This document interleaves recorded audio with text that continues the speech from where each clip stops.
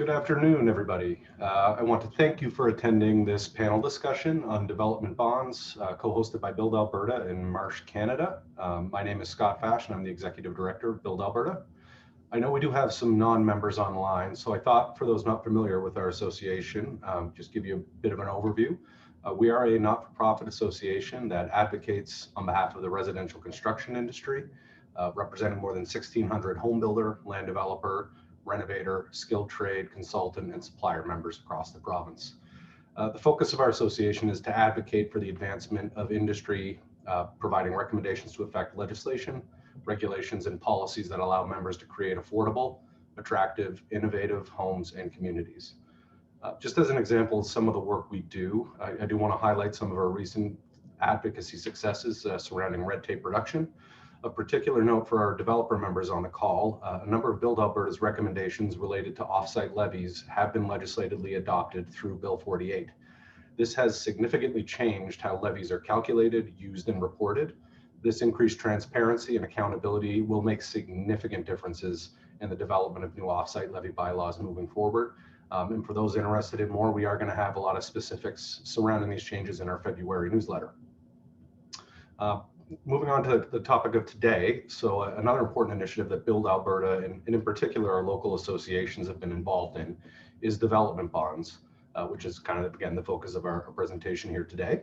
So with that, I am pleased to introduce our panelists. We have Russell Dowk, who's the Vice President of Land and Communities at Rohit Group, Mike Cole, who's Vice President of Operations at Brookfield Properties, Stephanie Kuntz, Vice President, Construction and Surety at Marsh Canada, and Fraser DeWall, Senior Vice President, Construction and Surety at Marsh Canada. So we have a couple of housekeeping items before we jump in. We have allowed time at the end for Q&A. You'll see an icon labeled Q&A at the bottom of your screens. So hit that and then just enter your questions in there, and they'll be addressed kind of during the Q&A period. You may see somebody else already ask your question in the Q&A box. You can actually use the click on the thumbs up icon, which will upvote that question and help move it towards the top. With that, I'll turn it over to Fraser now, who's going to act as the moderator for today's discussion. Thank you, Scott. As Scott mentioned, my name is Fraser DeWall, and I'm the Senior Vice President of Construction and Surety at Marsh Canada. Marsh is a global leader in insurance broking and risk management. Our team works with clients to anticipate, quantify, and more fully understand the range of risks that they face. In today's increasingly uncertain global business environment, Marsh helps clients to thrive and unlock new opportunities for growth. We differentiate ourselves through our industry-specific expertise in the residential construction, land development, and real estate industries. The development bond that we're speaking about today is one example of our closely aligned work between the needs of our clients and the work of industry and close relationship with local and provincial associations. Marsh is the #1 provider of insurance and risk advisory to the home building and land development industry in Western Canada. So let's talk about bonds. I'll kick it off with a brief overview of development bonds before I turn it over to my fellow panelists for additional detail and insight. A development bond provides financial assurance to a municipality that a developer will successfully complete all obligations under the development agreement, providing the same level of quality of financial protection as a letter of credit or LC. The bond offers developers an alternative form of security to an LC. Municipalities require financial assurance from developers to guarantee that they will complete their obligations under the development agreement. For many years, municipalities have mandated letters of credit as the only acceptable form of financial assurance. While letters of credit are functional and effective, they have their drawbacks. The need to create an alternative method of security became clear to industry. Partnerships were formed involving local associations, industry stakeholders, and bonding experts. It is this collaborative effort that led to the creation of development bonds, which free up opportunity costs for developers while still providing municipalities with financial assurance. We will get into the details of the development bond throughout this panel discussion. But first, Stephanie, can you talk about letters of credit, what municipalities like about them, and what are their downsides? Absolutely. Thank you, Fraser.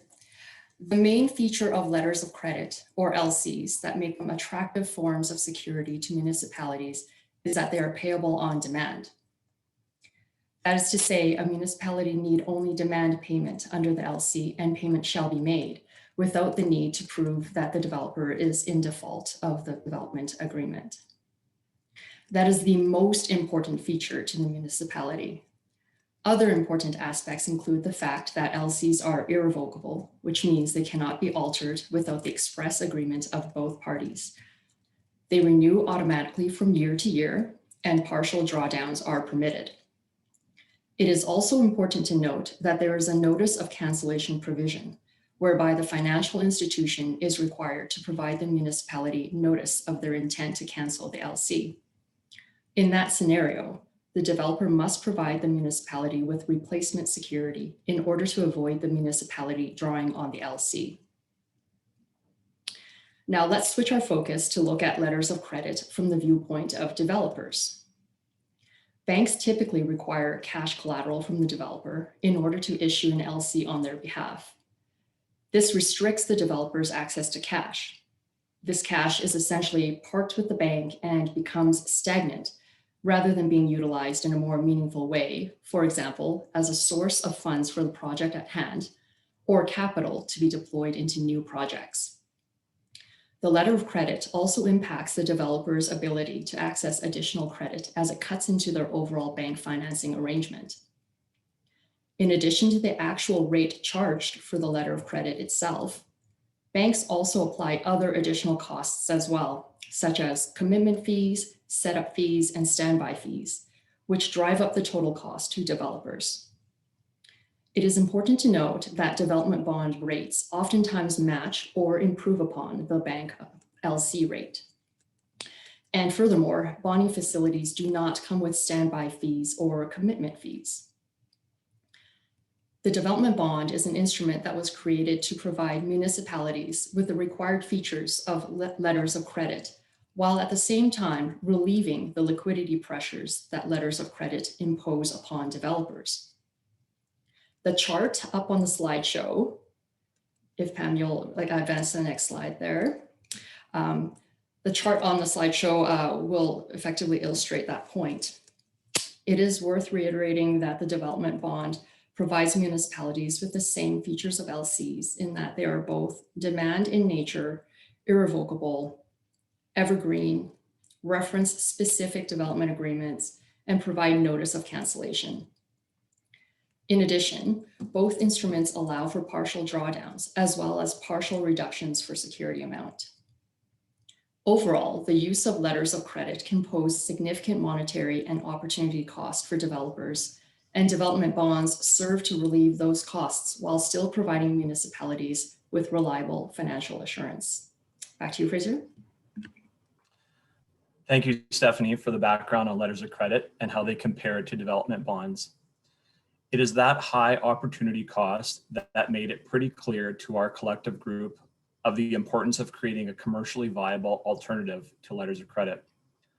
I will now turn it over to Russell Doubt to provide perspective on the legwork involved to get development bonds accepted by municipalities.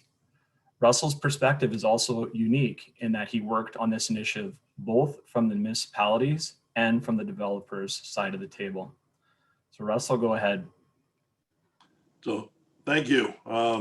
I fit in as the overall gray hair in this, and I look at some of the people that are attending this session and can definitely recognize that some of the names, but a lot of you are sort of younger in this. And so for me, I've been in the industry for over 30 years.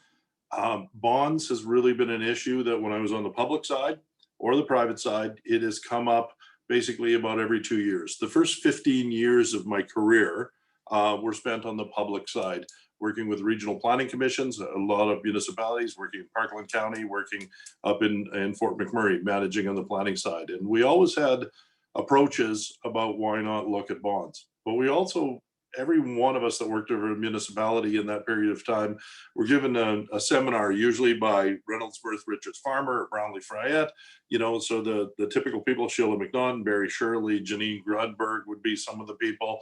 that would give you your overview as a municipality, and here's why you shouldn't use a bond. And exactly those issues that were talked about here. It's not, they didn't act like cash before. You couldn't draw on them. Quite often it gave the bonding group a chance to argue the default or got a chance for them to rectify the matter. And we know on October 15th, if there's a road not paved and you've got 2 weeks left to pave, you want to draw on a letter of credit, get that job done. You do not want to be sitting there in the debate whether or not that bond is going to perform for you. So I sat in the category of having worked on this on the municipal side.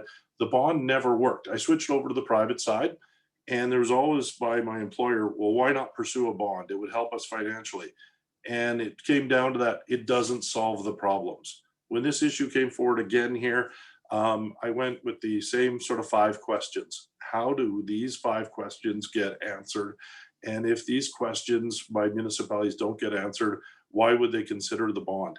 When we talked about this now with Fraser and got an overview of the new structure of what's being put forward today, it answers all of the questions. So I guess I'm the gray hair that says to you here, there's a good reason bonds weren't used for a lot of years.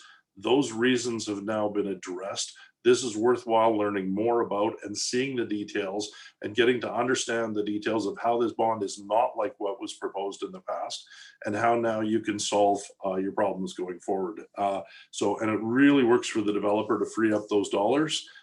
Imagine 10% of all of your funds. If you're a business, and imagine 10% of your restaurant, which now under COVID, everybody can, imagine 10% of your restaurant you can't use, or 20% that you can't use, depending on the level of security you've got to get. And certain municipalities are at 50% security. So imagine 50% of your business that you couldn't use. This bond allows you to perform much better financially. So it's worthwhile. And for any of you that are new to this and you go back in your office and somebody says to you, well, this is why we don't do it.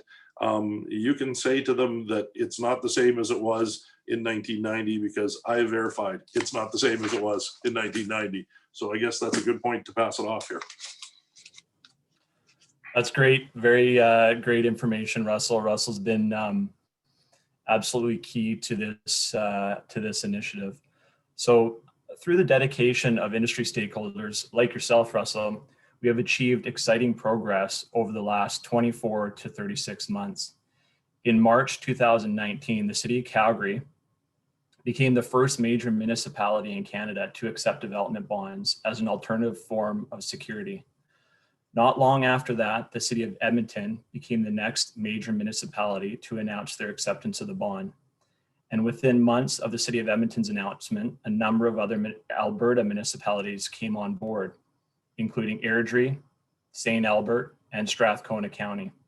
Since then, numerous other municipalities throughout Alberta have expressed their interest in the topic of bonds, and we're actively working together with them.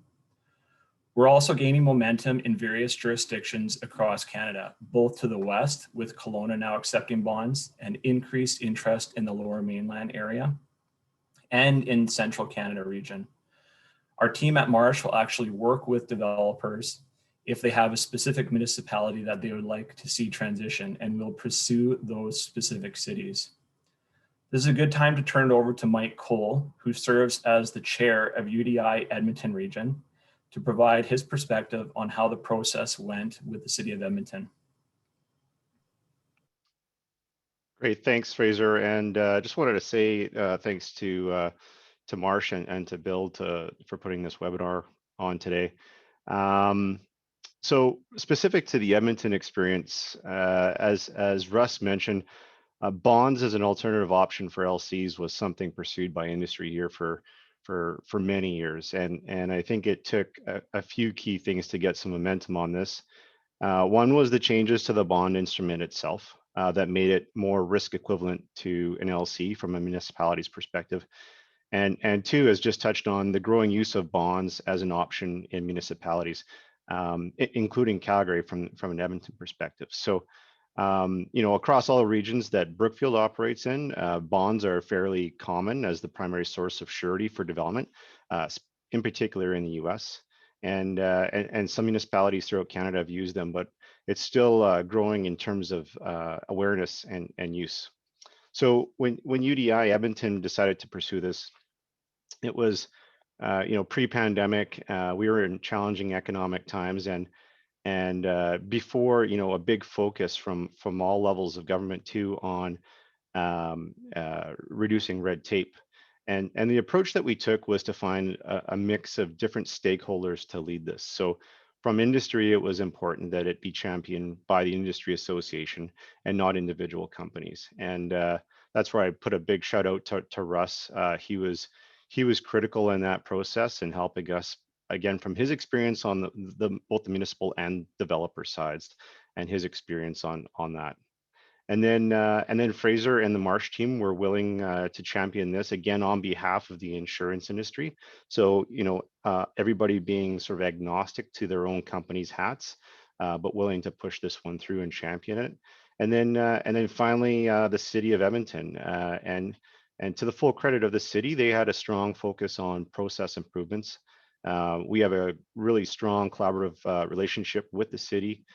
They brought the key people to the table, from development services, risk management, and finance, and importantly, their senior management team supported this. So, I think in hindsight, having successfully implemented this with the city was a result of that broad stakeholder involvement and an understanding of the issues and the opportunities from all stakeholders' perspectives, and ensuring that those concerns were addressed.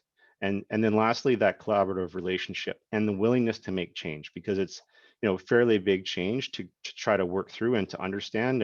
And I think, as we all know, as soon as there's change, sometimes it's going to hit a wall. You need those champions to really work it through each of the individual stakeholder groups. So with the bond implemented in the city of Edmonton, we wanted to keep that momentum and focus it on the rest of the region, which, happy to say that a lot of the other members across the region see the same benefits of this and how it can help facilitate development in these challenging times. Yeah, thank you for that, Mike. You mentioned a couple of key points. Definitely one of them is being agnostic in this, and I think one of the mistakes of the past is insurance companies or insurance brokers going into the municipalities and saying, this is what we have, and it's us that's presenting this. And what we tried to do or what we did do is, from the very beginning, said that Marsh was agnostic in this, and it's for the industry. And so Marsh is not the only insurance broker that can provide this. There's other insurance brokers that can provide it, but it's best for this product is best for the overall industry, and that's what our goal was there. I want to take this opportunity to thank someone as well, specific, and that's Rick Preston. Rick serves as the executive director for UDI Edmonton region, and he's been an incredible advocate for industry stakeholders and liaison with municipalities in the greater Edmonton area throughout this process. Similar to Build Calgary's work in the Calgary region, UDI played a significant role with the city of Edmonton and the surrounding municipalities as well. Another person that's actually not on this call today, and but has been very, very influential in this whole process, is a colleague of Stephanie and mine, and his name is Murray Epp. And Murray Epp oversees commercial surety for Marsh in Western Canada. And all this work that has taken place at these municipalities, Murray was there each step of the way, and he's not on the panel today, but I did want to make sure that we recognize him. So now that we've gone through the background and the evolution of development bonds, let's talk about how developers can actually obtain bonds.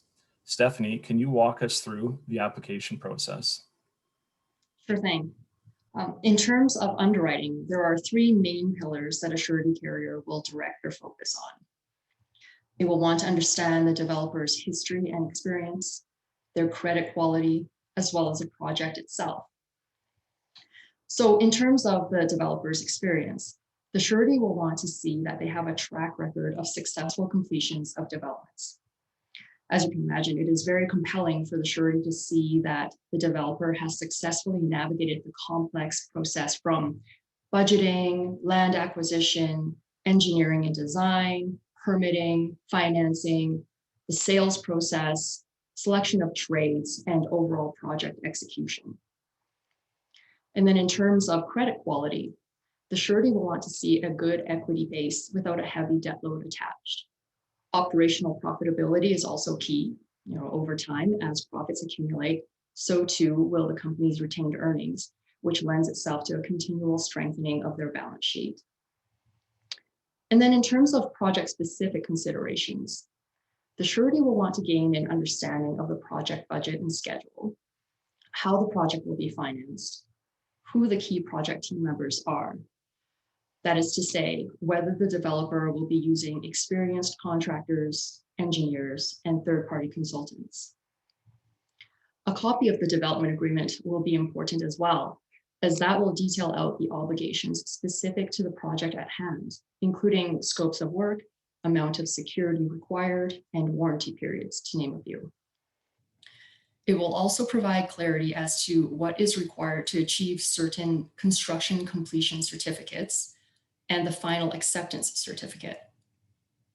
It will also lay out at which points of CCCs that the security may be reduced and by how much, and the timing of final release of the security. The development agreement provides a lot of important information to the surety to help them gain a more thorough understanding of the project and the obligations attached. In terms of getting the application process started, the surety will want to review the developer's most recent fiscal year-end financial statements, a corporate organizational chart, and a corporate profile. That information will help determine next steps in the process. In terms of pricing, the bond rate typically matches or improves upon the LC rate. We are currently seeing bond rates in the range of 0.75 to 1.5%. The rate will be dependent upon the surety company's risk assessment of the developer. There is a lot of information at play here, and I understand there are a number of municipalities, developers, and surety providers attending today's session. If you would like more information or even just want to have further discussion on the topic of bonding, please do not hesitate to reach out to myself. My contact details will be provided at the end of this slideshow presentation. Back to you, Fraser. Great, thanks, Stephanie. So through this process of working with numerous municipalities over the past 24 to 36 months, we've experienced and addressed many questions along the way. And so we wanted to make sure that we saved plenty of time today for questions. So I'm going to go over to the Q&A now. I think others have access to that as well. And maybe we'll start going, if you guys can, folks who are listening today can submit any questions that you have. I'll start going through these questions, and one of the panel members, I'll ask one of the panel members, or I myself can answer these questions. So let's start with this one. And Stephanie, it's probably best for you to answer this one. How are surety providers regulated, and what is the process to verify the authenticity of a bond provider? Sure. So sureties are regulated by OSFI, which is the Office of the Superintendent of Financial Institutions. That's the same governing body that regulates banks. So in short, surety companies are strictly regulated and are mandated to have access to a sufficient amount of capital to address any claims and bond payouts.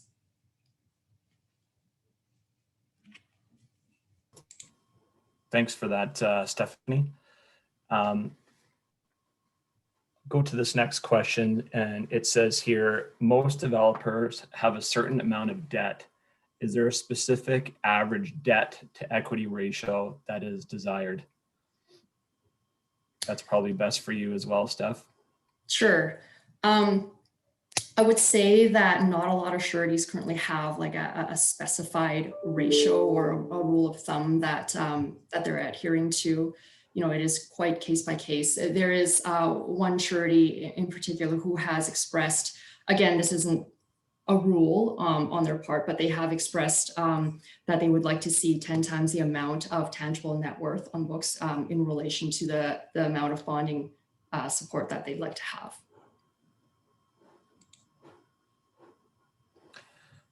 Thanks, Stephanie. Maybe one of the questions, I'm going to go off of our script here for a second. It's not on the board right now, but one of the questions that we've faced a number of times is, does any insurance or surety company underwrite this product? And Steph, I can let you answer that question, or if you want me, I can answer that question as well. Sure. I mean, I can get it started off, and maybe you can fill in with any additional information, Fraser. But in short, no, not all surety companies are currently writing the development bond. As of today, there are less than a handful writing this product, all of which are large, reputable companies whose names are highly recognizable, actually. And over the course of the past 2 to 3 years, we have worked with each of these surety markets on a number of development bond placements. I would say, you know, development bonds are still a relatively newer product.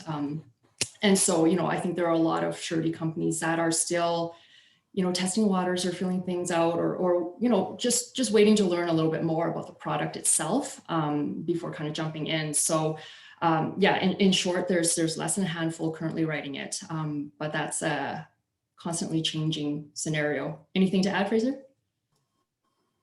Yeah, no, I think you already nailed it right on. There's a handful of very recognizable and reputable surety companies here in Canada that are currently underwriting it, have been excellent partners for us so far, but definitely not everybody is underwriting the development bond at this current point. We have another question. How fast can a municipality cash in the bond versus a letter of credit? Steph, I think that would probably be a good one for you, or Russell knows the answer to this one as well, but maybe Steph, you go ahead. Sure. I mean, like in short, the bond wording that we're using out here in Alberta, that, you know, the city of Calgary, city of Edmonton, St. Albert, Strathcona County, Airdrie, all these municipalities are using essentially the same bond wording. And it's stated very clearly on the bond wording that the surety has 7 days to pay out on a claim. And Russell, if you wanted to provide any additional color to that, you know, please join in. Well, I think the important thing there is for a municipality to pay attention specifically, what is the bond stating, what is the timeline for that, and to have an understanding of that. So there is a little bit more time than drawing on a letter of credit, but we're talking about, you know, days, hours, not that you're having an opportunity for the bonding company to dispute the draw, or that you're having an opportunity for that to go into longer term. So as a municipality, if you know that the product is out there that says 7 days, and you're monitoring a developer and you're monitoring a situation, you know that you've got the ability to draw that funds. And the certainty of that funds, that you can draw that funds as a municipality, you can immediately commission work that needs to be done, because it's the certainty of the funds coming in that allows you to commission the work to get done. So if a municipality desperately needs to get something done, you can commission that work right away. And by the time you've got payment, the certainty of that money is there. So essentially it is having cash on hand, the way it's structured. Thanks, Russell, and thanks, Stephanie. I think it's worth noting as well that the bond wording that was initially put together with a number of stakeholders, and primarily Murray Epp was behind that, working with the city of Calgary. That same bond wording has essentially been utilized at every other municipality that has got it, has approved it, with a few slight adjustments for wording to more align with their specific city, but overall it's the same wording that's being used, demand instrument wording. Maybe I'll jump over to my friend Dhruv here, has a question. It says, for bonding purposes, is the project specific development entity used, or is it the main holdco of the business which carries the balance sheet? So Steph, I'll let you answer that one, because that's we've dealt with that a number of times. Yeah, absolutely. So the surety company will have the developer sign what's called an indemnity agreement in order to provide them with bonds. And so generally it would be the parent company on the development, on the indemnity agreement. And then if there are any special purpose entities formed for a specific development, that entity can then be added onto the indemnity agreement via an adhesion, just to loop them into the agreement as well. So it can be a very nimble process.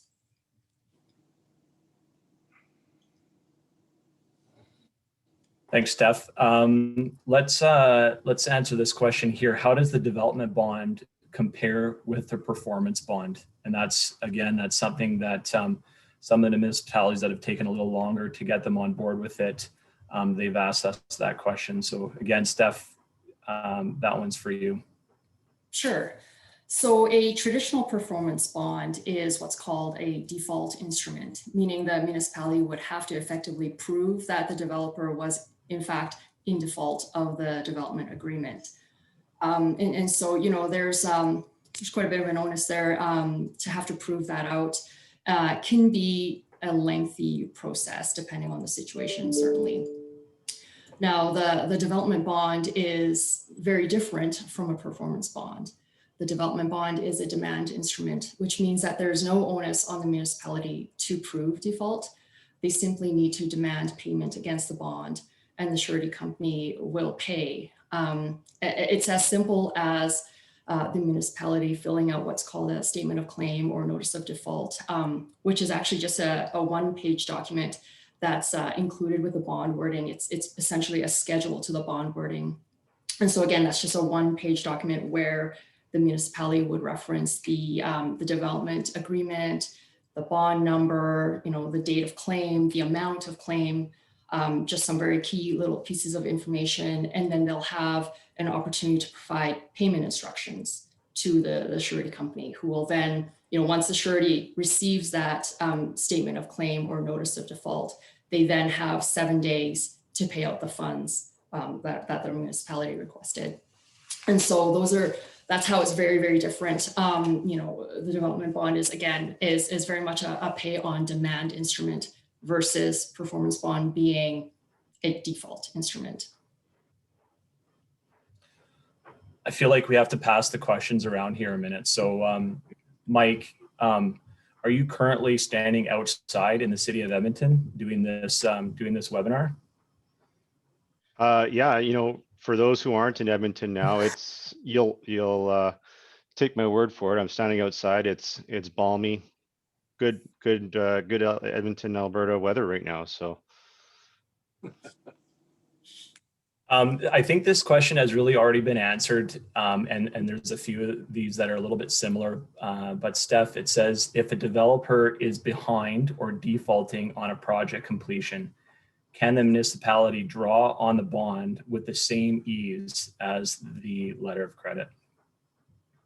Yeah, you know, essentially, I would say pretty well it'd be the same ease as drawing from an LC. You know, I mean, as Russell alluded to, maybe it takes, you know, a day or two longer to draw from a bond than from an LC, but certainly nothing material. You know, again, the surety company has 7 days to pay out the funds upon receipt of that notice of default or statement of claim that I talked about just in the last answer. So yeah, again, long story short, it's a pay on demand instrument. Should be very easy to get the funds. Thanks for that, Stephanie. And I know there's a number of municipalities on this call today, and you know, the city of Calgary and other cities that have gone through this thus far, they have made themselves available and have offered to talk to legal teams from other municipalities that may have questions. We studied this with them, with an army of people in the city of Calgary, from their risk manager to their head of legal, to a number of insurance brokers involved in it as well. And so those folks have said that they are available for questions from specific municipalities if they'd like. So there's a question here and it went away. Okay, who can issue a surety bond? Can banks, credit unions, or insurance companies? And maybe Steph, I can take that one. The companies that can issue the surety bonds are the insurance companies or the surety companies. And like we mentioned earlier, there's a handful of companies that are currently offering the bonds. And then typically you would work those through an insurance broker or a surety broker to access those, the development bond. Anything else you want to add to that, Steph? No, I think that covers it. Okay. Manoj asked this question here. What are the expectations for ratings of the surety entities from the municipalities? And maybe Steph, before you get into that, that is a really good point, because we do work with the municipalities on that. Because one of the dangers of launching the development bond is potentially, an insurance broker that doesn't fully understand the product and the ins and outs and the nuances of the product. And then potentially going to a surety market that, is not regulated or does not fulfill the obligations. And so we work with the city to determine which surety companies they should be accepting bonds from. And maybe Steph, you want to add to that a little bit? Yeah, I mean, I think that's really good color. So I'll just add like a little bit of the technical points there. So insurance companies and surety companies are generally, they get AM Best ratings. That's the norm for insurance companies. And, we think that an AM Best rating of A- or better generally indicates that that surety company is in great position to fulfill all their bonded obligations for sure. Thanks, Steph. This is a good question here. Are you able to provide any concerns with the use of development bonds, like lived experience or live experiences from those municipalities who have adopted this financial instrument, where the bond did not provide the same level of security as the LOC? So Steph, again, and maybe I'll let you touch on this second, but I will mention that, and I can't recall if we talked about it at the start of the presentation. Development bonds are new to Canada. Development bonds are widely used and have been widely used for many years in the US. And we did do our research there to confirm, the response of any claims that do come in. And we have specific examples of that. So yes, the answer is we do have a history of that. Anything you want to add to that, Steph? Yeah, I mean, I would say, just to go along with your point there, Fraser, there's a lot more history of it in the US, but, this product's only been issued in Canada for, I think with the city of Calgary being the first major municipality, just over 2 years now. So in those 2 years, there haven't been any issues at all. And just to kind of put it into, a bit of context, add a little bit of perspective to it. We did hear from somebody from one of the major municipalities just anecdotally say that they've only even had to really draw down on a letter of credit maybe a couple times in the last 20 years or so. So generally, municipalities really like to work with the developers and collaborate on ensuring that, the situation is resolved in an optimal manner for everyone. So it just shows there's a lot of collaboration and coordination there. Yeah, thanks, Steph. Oh, go ahead, Russell. Fraser, I'd just like to sort of add one angle that I think, excuse me, municipalities should think about, and why they would encourage a bond as well, is ahead of the municipality is another body that is reviewing the developer's track record and ability to complete. And so that is another body that doesn't want to lose money, is a bonding agency, doesn't want to have this cost going out, that is doing a thorough review. So rarely are letters of credit worth 100% of whatever the development is. They're usually a fraction of. And so as a municipality, if you allow bonding, you actually have other bodies that are reviewing the financial capabilities and the track record and the history and the skills of that developer to complete. So when that developer comes forward with a bond, it's like another level of assurance that somebody else has reviewed this developer's capability and is basically given a stamp of credibility to that group that they can execute on what they're doing. So I think as a municipality, when I put myself back in that public role, knowing that I was getting a letter of credit that wasn't worth maybe 100% of what had to be completed, maybe it was 50%, maybe it was 10%, knowing that there's another body that's done a review as a municipality, that's great for me, because I may not know the developer that's maybe new to my community, or maybe is just expanding and growing, but there's another body doing that thorough review. And I think that benefit can't be underestimated or undervalued here. Russell, I feel like I need to just let you keep on talking, because that's another great point. Another thing that we learned through the process is replacing existing letters of credit just versus the municipality just moving forward and accepting the alternative between a bond and a letter of credit in the future. And so when Edmonton initially launched this, they said, we will just start today, and moving forward, we will accept a bond as an alternative to a letter of credit for future developments. And subsequent to that, they've adjusted, and now they're actually accepting replacement of existing with a couple rules involved in that. But that's one of the keys for municipalities that are listening today. If you are looking for it or looking at moving forward with this, is seriously consider the ability to replace existing letters of credit, because that's probably the more large win for the developers out there that are looking to free up capital. The other thing is the city of Calgary initially launched it and only allowed it for greenfield development agreements. And it's gone so well for them that they actually graduated from that and now are accepting bonds for different agreements, like, for example, their shoring agreements and their roads and underground roads agreements. And so that now opens up a whole new option in the city of Calgary to also accept these for high-rise type developments. Anything to add to that, Steph? No, I think you've covered it. Okay, next question here says, would it be beneficial to a developer to have the option of choosing a bond or a letter of credit instead of the municipality dictating which one they are taking? Do developers like the flexibility of either, or are we moving towards just requesting bonds instead of letters of credit? So Steph, you should take that one.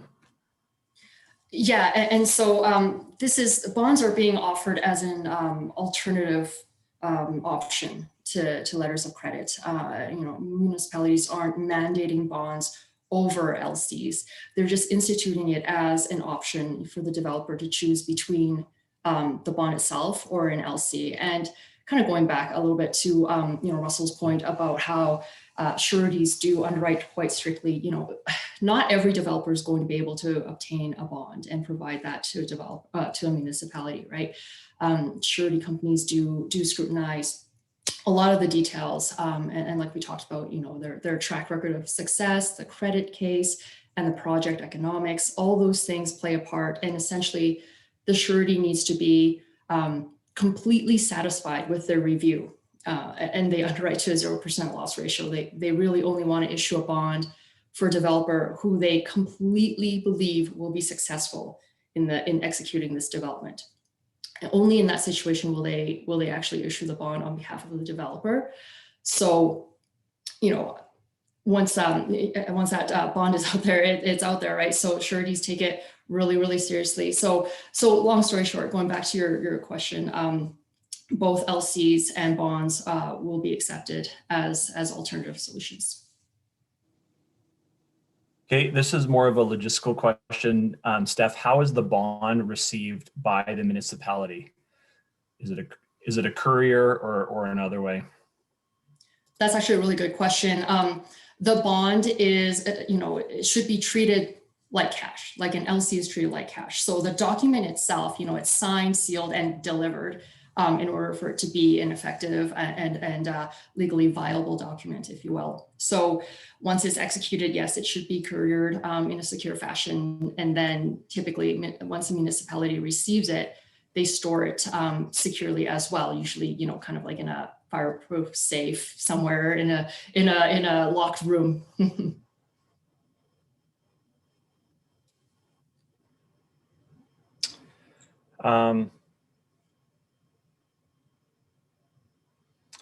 So here, this is actually another good question. It's from Mark. It says, are municipalities that have adopted the use of bonds using a tier system for developers?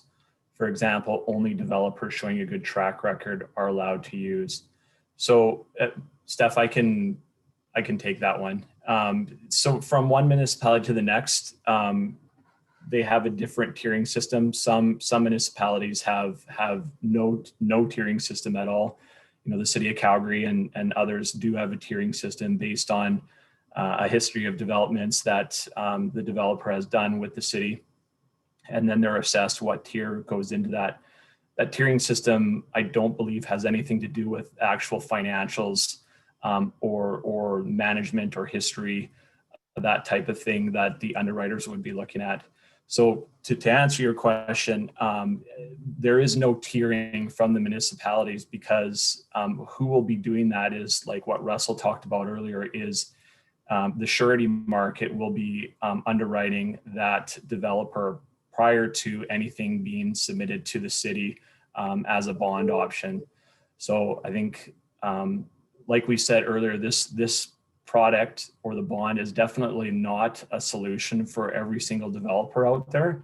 But the ones that have a history and a track record and good financials, and they'll be around, will be the ones that are being approved by the surety markets to put these developments through to the municipality.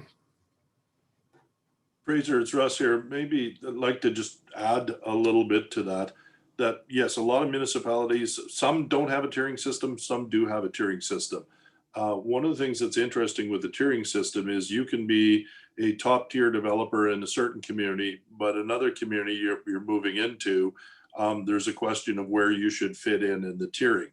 Perhaps municipalities can look at it as well and saying that one other element to move into a higher tier is if you come in bonded, you may be able to elevate what you're a tier because there's been an independent body review your capabilities. So that may be something that a municipality in its bonding or in its tiering review considers bondability as part of your tiering status. Thanks, Russ. Kathy asks, would it be possible to view an example of the bond? Absolutely. Kathy, reach out to Stephanie and I, or Stephanie or myself, and we'd be happy to share a copy of the bond wording that's currently accepted with a number of municipalities. And Kathy had another good question. It sounds as though retaining a bond is significantly more legwork for a developer as opposed to a letter of credit. Have you found this to be limiting for some developers? Steph, I'll let you answer that question. Yeah, and that is a good question. Thank you, Kathy. We did sort of touch on it in various responses so far, but yes, it is an in-depth process for a developer to qualify for bonds. And so again, not every developer is going to be able to get that bond to offer to a municipality. The difference is, when you want a letter of credit, the bank will issue it as long as you have cash collateral to back that up. So in a sense, it's easier because the process doesn't involve a lot of, review on any sort of detailed basis. They essentially will just look at your accounts and say, hey, you've got enough collateral here, so here's your letter of credit, and then away you go. And if you don't have enough collateral, then no letter of credit for you. And so it's in that sense, the LC might be a simpler or quicker way to go. But again, there's a lot of opportunity costs there, right? So, and then with the bonding, just to reiterate, there's a lot that in a surety company will review, and just going back to the history, the credit case, and project economics. Again, those are a few things that we've touched on a few times, but Just to make a point that for sure there's an in-depth review on the bonding side. So you're right, not every developer is going to be able to get it, and it's not an easy process in comparison to LCs. So we have about 10 minutes left, and but maybe I'll just take a moment. Mike or Russell, is there anything else that you guys would like to add at this time from your experience? Well, I can pipe in here, and definitely the question of should you still have bonds and letters of credit? Absolutely, still have letters of credit available. For a smaller developer or a small joint venture group that's maybe working together on a project, they're probably not going to want to pursue the bonding process because it might be a small project in and out, and it just makes sense for them to use a letter of credit. So I would certainly make sure as a municipality that option is always there. As the question of a municipality going or a developer going through this larger amount of work, as a company that's doing that review right now, we're going through that process on bonding, but that work and that effort goes behind contributes to many different projects that you can secure through that process that we're going through. So it's a fair bit of heavy lifting at the front end, but it's not heavy lifting as we continue on through the process. Yes, there's annual monitoring and things, but certainly for a developer that might have dozens of letters of credit out at any given time in any given year, that process is worth it for that multiple situation. For a small guy that's going to do one 20-lot subdivision in your municipality, he's probably not going to go through the bonding process. He'll probably go through a letter of credit process. Yeah, and I was just going to reiterate some of the key points you just touched on, Russ. I think, just hearing the questions that were coming up. Yeah, there's that initial setup to establish, sort of a surety facility, not different to a financing facility, and then the ongoing maintenance of that facility. So there's already work required there from an LC perspective. It's just different, putting it under the surety umbrella. So there's some upfront work there required, but in some cases, many cases, that ongoing work might be easier once it's set up. So there's that sort of administrative component. There's the cost component, which was touched on, annual cost comparison between LCs and surety bonds, and it might be different for each organization. So that's another important consideration to look at. And just to reiterate that last point again, and that's one of the reasons why it's important to have options, to have both LCs and surety bonds as an option for both the city from an administration perspective and protection perspective, and certainly to the development industry. I think we would certainly advocate for more tools, more options, more flexibility. So it's interesting, a lot of these questions that are getting touched on, those questions that I heard when I was involved in the process locally here, and I'm sure all very similar questions that Stephanie and Fraser, you've seen going around and answering. So a lot of great questions and very common what's being asked. Yeah, thanks, Mike, and thanks, Russ. I just was looking through the participant list here, and I do want to also give a shout out to Bev Jarvis. Bev from Build Calgary was also went to a number of meetings with myself and Murray a couple of years ago as we worked through this, and then also Guy Huntingford, and he's not on the call right now, but Bev, make sure Guy knows that his help was appreciated with the City of Calgary. There's a couple easy ones here. Steph, maybe the one here, how does the amount of the bond get reduced? Yeah, so that will act much the same process as with getting an LC reduced. So essentially you have to achieve, certain levels of CCCs, and that'll be stipulated within the development agreement, very, very clearly specified there. So upon achievement of those CCCs, then the municipality will issue a notice allowing the reduction of security. So, I mean, that's how it worked with LCs, and that's how it will work with bonds as well. Thanks, Steph. From Simone, the question is it necessary or desirable for municipalities to have a pre-approved list of surety providers? What is the process for vetting the surety providers? And so we touched on that a little bit, and Simone, we would be happy to work with Red Deer on that, or any other municipality, to vet that list. And we can explain, what you are going to want to be working or looking at when accepting the surety providers. 3 key ones are definitely Intact GCNA and Trisura, and Travelers are 3 that have been great partners in this. And I think all 3 are on this call as well.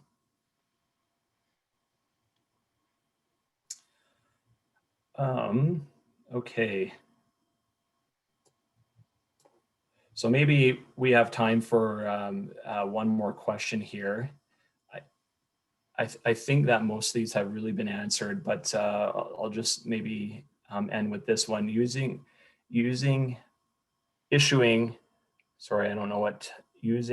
LC is a basic process for a municipality to draw from. I still hear that if this happens with a bond, it means that parties will go to court in order to get a settlement in order to complete the requirements of the DA. How is this addressed or taken care of now? Okay, so I'm happy to take that one as well.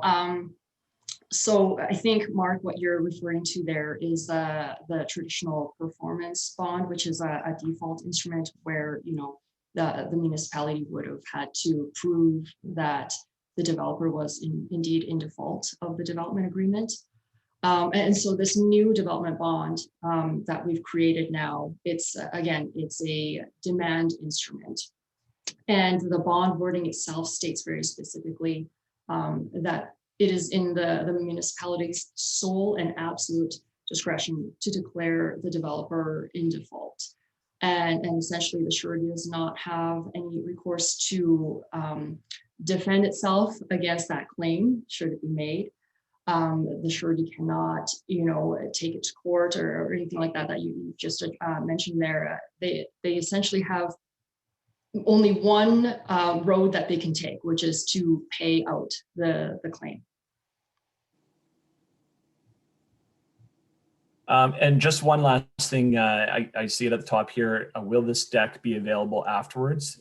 So the one I ask that we do have is, if you would like a copy of the deck, just reach out directly to Stephanie or myself, and then we can provide you a copy of the deck today. And again, any other questions, please reach out to us.